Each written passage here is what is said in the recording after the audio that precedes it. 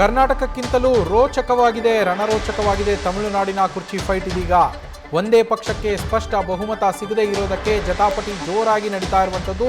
ಸರ್ಕಾರ ರಚಿಸಿಯೇ ತೀರ್ತೇವೆ ಅಂತ ಹೇಳಿ ಟಿವಿಕೆ ಹೇಳ್ತಾ ಇದೆ, ವಿಜಯ್ ಅವರು ಹೇಳ್ತಾ ಇದ್ದಾರೆ. ಮತ್ತೊಂದು ಕಡೆಗೆ ಟಿವಿಕೆ ಸರ್ಕಾರ ರಚನೆಗೆ ಡಿಎಂಕೆ ಎಐಎಡಿಎಂಕೆ ಅಡ್ಡಿ ಆಗ್ತಾ ಇರುವಂಥದ್ದು. ಎಐಎಡಿಎಂಕೆಗೆ ಬಾಹ್ಯ ಬೆಂಬಲದ ಬಗ್ಗೆ ಡಿಎಂಕೆಯಲ್ಲಿ ಚಿಂತನೆ ನಡೀತಾ ಇದೆ ಅಂತ ಹೇಳಲಾಗ್ತಾ ಇದೆ. ಮತ್ತೊಂದೆಡೆಗೆ ಎನ್ಡಿಎ ಮೈತ್ರಿಕೂಟದಿಂದ ಹೊರಬರೋದಕ್ಕೆ ಎಐಎಡಿಎಂಕೆ ಕೂಡ ಪ್ಲಾನ್ ಅನ್ನ ಮಾಡಿಕೊಳ್ತಾ ಇದೆ ಅಂತ ಹೇಳಲಾಗ್ತಾ ಇದೆ. ಮೈತ್ರಿಕೂಟದಿಂದ ಹೊರಬಂದ್ರೆ ಬಾಹ್ಯ ಬೆಂಬಲ ಕೊಡೋದಕ್ಕೆ ಡಿಎಂಕೆ ರೆಡಿ ಆಗಿರುವಂಥದ್ದು. ತಮಿಳುನಾಡಿನಲ್ಲಿ ಸರ್ಕಾರ ರಚಿಸೋದು ಯಾರು ಅನ್ನೋದು ಇನ್ನೂ ಕೂಡ ಸಸ್ಪೆನ್ಸ್ ಆಗಿಯೇ ಉಳಿದಿದೆ. ವಿಜಯ್ಗೆ ಸಿಎಂ ಪಟ್ಟ ಸಿಗತ್ತಾ ಇಲ್ವಾ ಅನ್ನೋದು ಸದ್ಯದ ಕುತೂಹಲ. ನಮ್ಮ ಸ್ಪೆಷಲ್ ಕರೆಸ್ಪಾಂಡೆಂಟ್ ಚಂದ್ರಮೋಹನ್ ಲೈವ್ನಲ್ಲಿ ಇದ್ದಾರೆ. ಚಂದ್ರಮೋಹನ್, ಈಗ ಡಿಎಂಕೆ ಬಾಹ್ಯ ಬೆಂಬಲ ಕೊಡೋದಕ್ಕೆ ರೆಡಿ ಆಗಿದೆಯಂತೆ. ಅದಕ್ಕೆ ಒಂದು ಕಂಡೀಷನ್ ಅನ್ನ ಹಾಕಿದೆ. ಅದೇನು ಅಂದರೆ ಎಐಎಡಿಎಂಕೆ ಎನ್ಡಿಎ ಮೈತ್ರಿಕೂಟದಿಂದ ಹೊರಗಡೆ ಬಂದರೆ ನಾವು ಬಾಹ್ಯ ಬೆಂಬಲವನ್ನು ಕೊಡೋದಕ್ಕೆ ರೆಡಿ ಇದ್ದೀವಿ ಅಂತ ಹೇಳಿದೆ ಅಂತ ಹೇಳಲಾಗ್ತಾ ಇದೆ.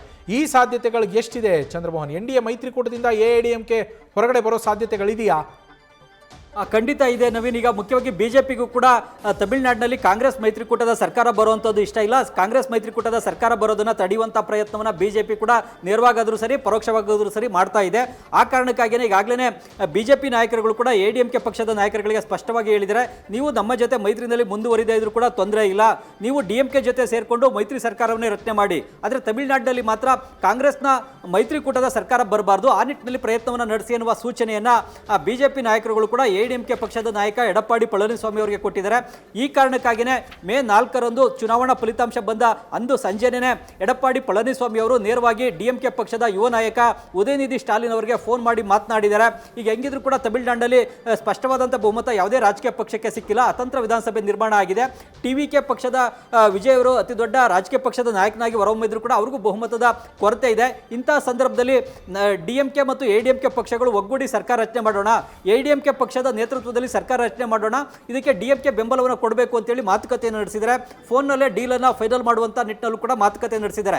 ಈ ನಿಟ್ಟಿನಲ್ಲಿ ಮಾತುಕತೆ ನಡೆದಿದೆ ಅನ್ನೋದನ್ನ ಈಗ ಡಿಎಂಕೆ ಪಕ್ಷದ ಮುಖ್ಯಸ್ಥ ಎಂಕೆ ಸ್ಟಾಲಿನ್ ಅವರೇ ನಿನ್ನೆ ಸಂಜೆ ನಡೆದಂತಹ ಡಿಎಂಕೆ ಪಕ್ಷದ ಶಾಸಕರ ಸಭೆಯಲ್ಲೂ ಕೂಡ ಬಹಿರಂಗಪಡಿಸಿದ್ದಾರೆ.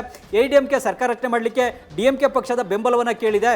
ಇದ್ರ ಬಗ್ಗೆ ನಮ್ಮ ಪಕ್ಷ ತೀರ್ಮಾನವನ್ನು ತೆಗೆದುಕೊಳ್ಬೇಕು, ಡಿಎಂಕೆ ಪಕ್ಷದ ಹೈಕಮಾಂಡ್ ತೆಗೆದುಕೊಳ್ತಕ್ಕಂಥ ತೀರ್ಮಾನಕ್ಕೆ ನೀವೆಲ್ಲರೂ ಕೂಡ ಬದ್ಧವಾಗಿರಬೇಕು ಅಂತೇಳಿ ಶಾಸಕರಿಗೂ ಕೂಡ ಹೇಳಿದ್ದಾರೆ. ಶಾಸಕರು ಕೂಡ ಈಗ ತಮಿಳುನಾಡಿನಲ್ಲಿ ಈಗಷ್ಟೇ ಚುನಾವಣೆ ನಡೆದಿದೆ, ಮತ್ತೊಂದು ಚುನಾವಣೆಯನ್ನು ನಡೆಸುವಂಥದ್ದು ಬೇಡ, ನಾವು ಚುನಾವಣೆ ಎದುರಿಸಲಿಕ್ಕೂ ಕೂಡ ಸಿದ್ಧ ಇಲ್ಲ. ಹೀಗಾಗಿ ತಮಿಳುನಾಡಿನ ಹಿತದೃಷ್ಟಿಯಿಂದ ಮತ್ತು ಪಕ್ಷದ ಹಿತದೃಷ್ಟಿಯಿಂದ ನೀವು ಸೂಕ್ತ ತೀರ್ಮಾನವನ್ನು ಕೈಗೊಳ್ಳಿ ಅಂತೇಳಿ ಎಲ್ಲ ಅಧಿಕಾರವನ್ನು ಕೂಡ ಡಿಎಂಕೆ ಪಕ್ಷದ ಮುಖ್ಯಸ್ಥ ಎಂಕೆ ಸ್ಟಾಲಿನ್ ಅವರಿಗೆ ಕೊಟ್ಟಿದ್ದಾರೆ. ಹೀಗಾಗಿ ಎಂಕೆ ಸ್ಟಾಲಿನ್ ಅವರು ಕೂಡ ಎಡಿಎಂಕೆ ಪಕ್ಷದ ನೇತೃತ್ವದಲ್ಲಿ ಹೊಸ ಸರ್ಕಾರ ರಚನೆ ಆದರೆ ಅದಕ್ಕೆ ಬೆಂಬಲ ಕೊಡಬೇಕಾ ಬೇಡವಾ ಅಂತೇಳಿ ತೀರ್ಮಾನ ತೆಗೆದುಕೊಳ್ಬೇಕು. ನ್ಯೂಸ್ ಫಸ್ಟ್ ನಿರ್ಭೀತಿಯಿಂದ ನಿಮ್ಮ ಪರವಾಗಿ.